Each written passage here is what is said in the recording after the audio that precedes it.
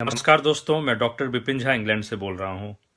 कल मुझे व्हाट्सएप पे एक मैसेज आया अमेरिका से कि कैसे भारत में सारे जो है फाइनेंशियल इंस्टीट्यूट्स, संवैधानिक संस्थाएं, विपक्ष सबको ख़त्म करने की साजिश की जा रही है ताकि नरेंद्र मोदी जी को भारत का सर्वे सर्वा बनाया जाए। तो मुझे एक बात याद आ गई कि 2012-13 में जब मोदी जी को प्रधानमंत्री जो है कैंडिडेट बीजेपी ने बनाया था, तो वो क्यों बनाया था। तो एक बड़े ही बीजेपी के जानकार ने बताया कि नरेंद्र मोदी जी ने उस समय बीजेपी को धमकी दी थी कि मेरे पास 30 लाख कार्यकर्ताओं का समर्थन है और जितने भी बड़े बड़े व्यवसायी हैं वो मेरे ऊपर ही पैसा लगाएंगे और बीजेपी को वो चंदा नहीं देंगे अगर मैं प्रधानमंत्री कैंडिडेट नहीं बना।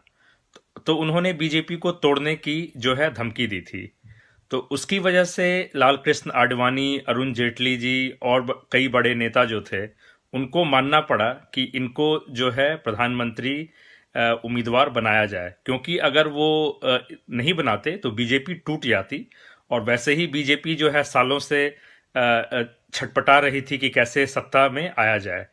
तो वो अन्ना आंदोलन जो एक प्रायोजित था कि कांग्रेस सरकार को बदनाम करने की, उसके बाद जो है जो व्यवसायी जो घराना थे वो मोदी जी के ऊपर इसलिए पैसा लगाना चाहते थे क्योंकि उन्हें पता था कि इनके माध्यम से फिर हम अपना मकसद पूरा कर सकते हैं।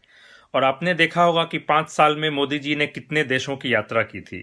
तो उसका कारण ये था कि जो भी व्यवसायियों ने जो 2000-3000 करोड़ इनके इलेक्शन कैंपेन में लगाया, तो उससे कहीं ज़्यादा उन्होंने वसूल लिया। और आज जो देश में जो है एयर इंडिया को बेचा जा रहा है, जो एयरपोर्ट की नीलामी, रेलवे प्लेटफॉर्म की नीलामी और भी जितने LIC हो गया उसका प्राइवेटाइजेशन, तो इन सब का मकसद यही है कि आम जनता को कमज़ोर किया जाए और एक व्यक्ति के हाथ में जो है पावर इतनी ज़्यादा आ जाए जैसे कि रशिया और चाइना के प्रेसिडेंट के पास है। तो इसीलिए हर राज्यों में सरकारों को गिराने की कोशिश की जा रही है ताकि हर जगह बीजेपी जो है सरकार बनाए और राज्यसभा में अपनी बहुमत ले ले। तो इस साजिश को समझना ज़रूरी है। देश जो है आज एक बहुत बड़े मुसीबत में है और हम सबको खड़े होने की ज़रूरत है, क्योंकि गुलामी सिर्फ अंग्रेज़ों जो है और मुगलों की नहीं हुई थी। गुलामी कभी भी होती है जब आपकी आज़ादी छीन ली जाती है, और आज वही प्रयास चल रहा है, आपकी आज़ादी को छीनी जा रही है। तो आप जो है खड़े होइए।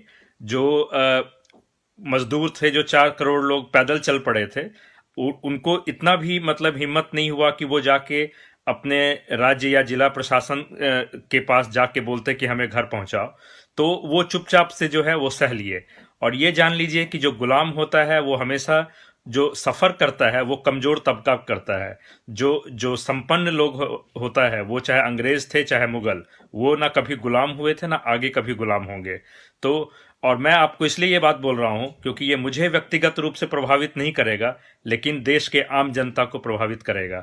तो इसलिए मैं आपसे बड़ी ही विनम्रता के साथ कहता हूँ कि उठिए, खड़े होइए। इन मीडिया और ये जो बीजेपी IT सेल और ये जो पाले हुए भक्त हैं जो सोशल मीडिया पे गाली गलौज करते हैं, सबके खिलाफ जो है खड़े होइए और इन सबको सबक सिखाना है। इन सबको सत्ता से दूर जो है हमें भेजना है। अगर आप चाहते हैं गरीब हर वंचित इंसान की आवाज आप तक पहुंचे तो हमारे चैनल को सब्सक्राइब करें और बेल आइकन का बटन दबाना ना भूलें। देखते रहिए बहुजन न्यूज।